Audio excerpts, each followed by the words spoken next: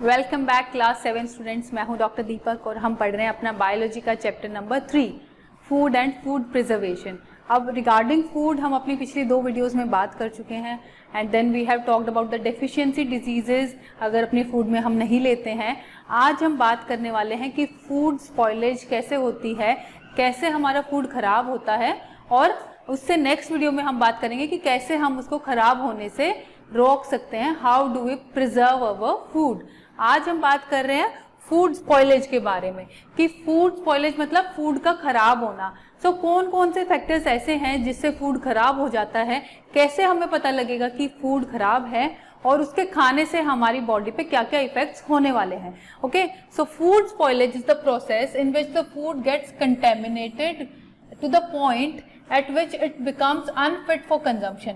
मतलब इतना ज्यादा फूड कंटेमिनेशन हो गया है कि अगर हम उसको खाएंगे तो हम बीमार हो सकते हैं। That is unfit for consumption, मतलब खाने के लिए अब वो फूड फिट नहीं है। सो food spoilage is the process जिसमें फूड इतना ज्यादा कंटेमिनेट हो जाएगा कि वो हमारे खाने के लिए अनफिट हो जाएगा। ओके, सो अ स्पॉइल्ड फूड शोज क्या क्या होगा, कलर चेंज। कोई भी जो हमारी हेल्दी फूड का कलर होता है उससे जो है उसका कलर चेंज हो जाएगा। इफ इट्स रेड हो सकता है ब्लैक हो जाए, येलो है तो रेड हो जाए, ब्लैक हो जाए, कोई भी कलर चेंज उसके अंदर आ सकता है। और फाउल स्मेल आएगी। फाउल स्मेल मतलब गंदी बदबू आएगी उसके अंदर।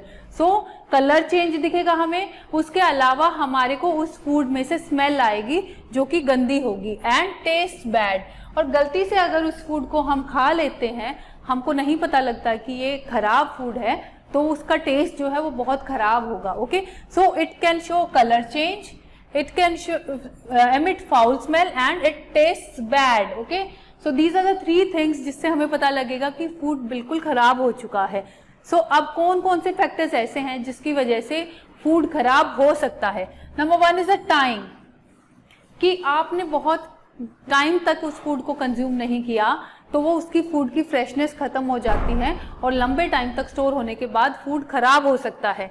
समटाइम्स द फूड में gate spoiled because of the change in food itself in course of time. मतलब अगर लंबे टाइम तक अगर वो फूड रखा रहता है तो वो रखे रखे भी खराब हो सकता है। So the first factor in food spoilage is time. उसके बाद जो सेकेंड फैक्टर है बेटा, that is micro organisms. Micro मतलब छोटे ऑर्गेनिजम्स, जो ऑर्गेनिज्म लिविंग ऑर्गेनिज्म है। तो इतने छोटे छोटे ऑर्गेनिज्म जो हमको वैसे नहीं दिखते, हमको नहीं पता लग रहा कि उसके अंदर माइक्रो ऑर्गेनिज्म है, बट बैक्टीरिया, फंगाई, ये सब आके आपके फूड पे अटैक कर सकते हैं। So most of the micro organism grow best in the room temperature. सारे जो माइक्रो ऑर्गेनिज्म हैं वो रूम टेम्परेचर पे अच्छा ग्रो करते हैं। इसीलिए या तो हम फूड को फ्रिज के अंदर रखते हैं ताकि अगर टेम्परेचर कम होगा तो उसके अंदर माइक्रो ऑर्गेनिज्म ग्रो नहीं कर सकते हैं, या फिर हम फूड को जैसे मिल्क वगैरह होता है उसको बॉयल करके रखते हैं, क्योंकि बॉइलिंग से जो है उसका टेम्परेचर बढ़ जाएगा और जो माइक्रो ऑर्गेनिज्म होंगे या तो मर जाएंगे और उसके ऊपर अटैक नहीं करेंगे। अगर फूड रूम टेम्परेचर पे रखा है तो उसके ऊपर हमारे माइक्रो ऑर्गेनिजम्स ग्रो कर सकते हैं। अगर रूम टेम्परेचर पे फूड है तो माइक्रो ऑर्गेनिज्म अटैक कर सकते हैं। These microbe attack the uncovered food, क्योंकि अगर कवर्ड है तो फिर भी एक प्रोटेक्शन है, बट अगर अनकवर्ड है, उसके ऊपर कोई ढक्कन नहीं लगा हुआ और अगर रूम टेम्परेचर पे रखा है तो वो स्पॉइल हो जाएगा। एग्जाम्पल्स क्या क्या है माइक्रो ऑर्गेनिज्म के, बैक्टीरिया, वायरस एंड फंगस। इसमें से कोई भी चीज अटैक कर सकती है, सारी मिक्स भी अटैक कर सकती हैं, अलग अलग भी कर सकती हैं। So the most important thing about attacking of micro organism is कि रूम टेम्परेचर पे होती है और अनकवर्ड फूड में होती है। So now coming to the third factor which is enzyme। Enzyme biological catalyst की तरह एक्टिवेट करता है। कैटलिस्ट क्या होता है बेटा, जो उस प्रोसेस को फास्ट कर दे। मान लो एक फूड है जो बहुत दिनों में स्पॉइल होना था, बट उसके अंदर अगर कोई एंजाइम आ जाता है और वो कैटलिस्ट की तरह काम करता है तो वो काम जल्दी से जल्दी हो सकता है। सो उस प्रोसेस को फास्ट करने के लिए जो चीज होती है उसको हम बोलते हैं catalyst. To fasten the process, जो काम नॉर्मली बहुत दिनों में होना था उसको जल्दी करा देता हमारा कैटलिस्ट। तो catalyst fast the process. Okay, तो presence of an enzyme in the food can sometimes spoil the food. For example अगर हम बात करते हैं बनाना, जो हमारा बनाना होता है वो ग्रीन से येलो हो जाता है और येलो के बाद ब्राउन और उसके बाद ब्लैक होने लगता है। सो ये जो होता है, नॉट ओनली द कलर, सिर्फ कलर नहीं चेंज हो रहा है बट टेस्ट, टेक्सचर सब कुछ चेंज हो रहा है। सो जो हमारा हेल्दी बनाना येलो होता है, it can turn from green to yellow. कई बार कच्चा अगर गलती से हम बनाना ले आते हैं तो that is green, okay.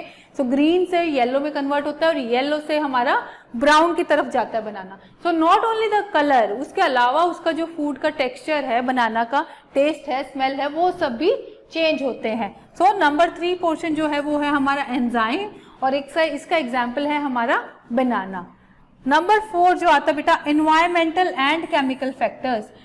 So अगर हम बात करते हैं एनवायरमेंट कैसा है, अगर रूम टेम्परेचर पे फूड रखा है तो स्पॉइल होने के पूरे चांसेस हैं, और अगर उसके अलावा जो है हम फ्रिज में रखते हैं तो हमारे फूड स्पॉइल होने के चांसेस कम हो जाते हैं। So when food reacts with air, so chemical process takes place and produces changes in the food. So food में इन्वायरमेंटल फैक्टर्स की अगर हम बात करें तो हमको फूड को कवर्ड रखना चाहिए और रूम टेम्परेचर पे नहीं रखना चाहिए, या तो फ्रिज में रखना चाहिए या बॉईल करके रखना चाहिए।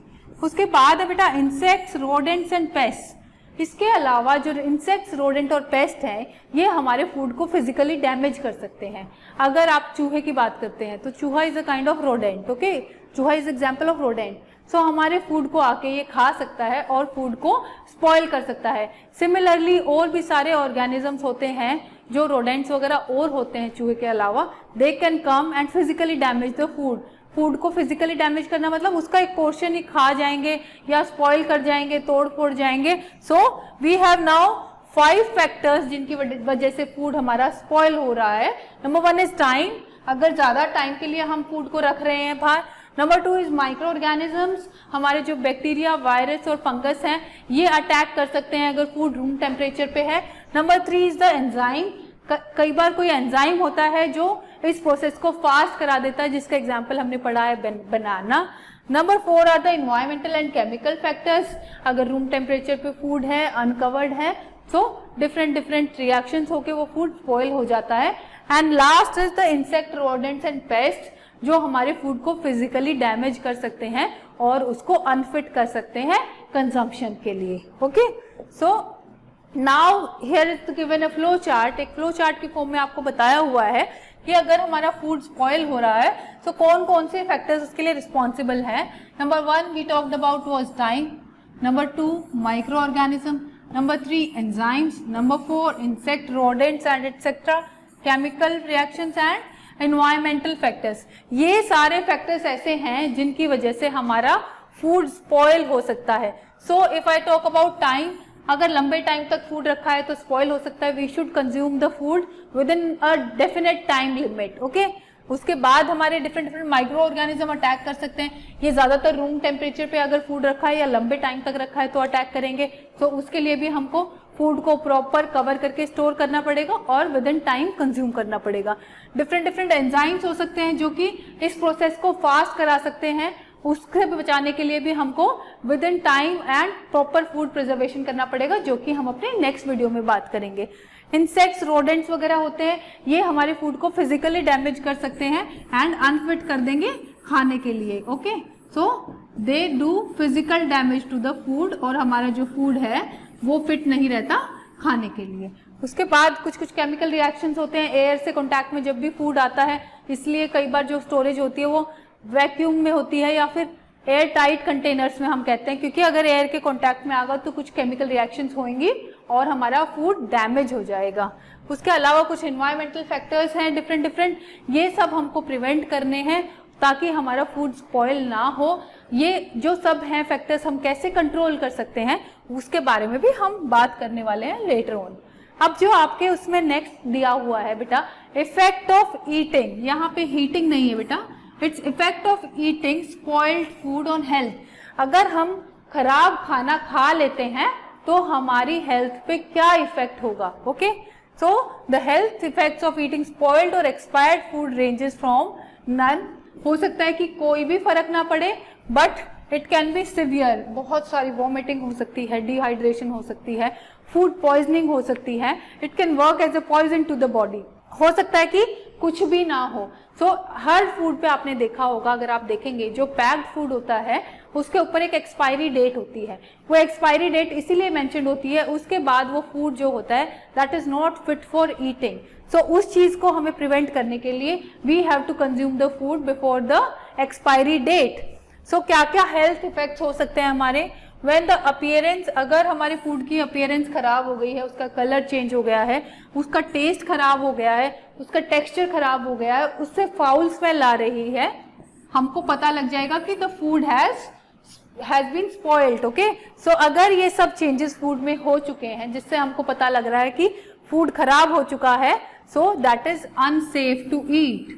सो food is unsafe to eat. हमको उस चीज से पता लगेगा कि फूड खराब हो चुका है and that is not safe for consumption, that is unfit for eating और unsafe for eating. Okay, so spoiled food can cause a condition called food poisoning. Food poisoning अपने आप में बता रहे हैं बेटा that the food acts as a poison.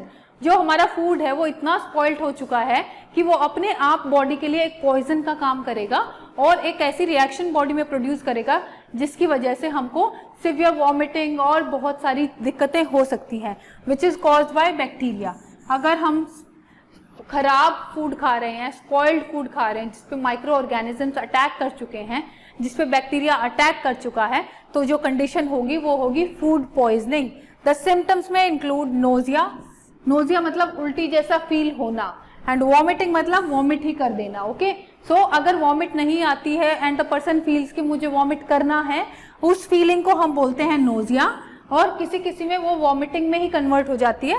So vomiting, diarrhoea and stomach pain, ये बहुत ज़्यादा सिवियर अगर फूड पॉइजनिंग हो जाती है सो उसके मैनिफेस्टेशन ऐसी होगी कि बंदे को बहुत सारी वॉमिटिंग आएगी, बहुत सारा डायरिया होगा एंड स्टमक पेन स्टार्ट हो जाएगा। हो सकता है उसके लिए हमें उसको इंजेक्टेबल ट्रीटमेंट भी देना पड़े, हॉस्पिटलाइजेशन तक की भी ज़रूरत पड़ सकती है। सो स्पॉइल्ड फूड बेटा हमें कभी कंज्यूम नहीं करना चाहिए क्योंकि उसके जो कंसिक्वेंसेज हैं वो अच्छे नहीं होते हैं। हो सकता है कि एट सम टाइम्स आपको कुछ नहीं फील हो, but at times it can cause food poisoning, जिसके इफेक्ट्स आप देख चुके हैं कि कितने सिवियर हो सकते हैं।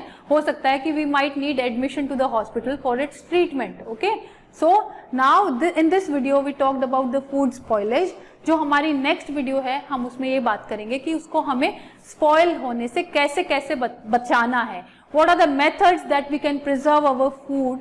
डिफरेंट मेथड्स की हम बात करेंगे, कौन कौन से मेथड्स हम घर पे अप्लाई कर सकते हैं, कौन कौन से मेथड बाहर अप्लाई होते हैं हमारे तक फूड पहुंचाने के लिए।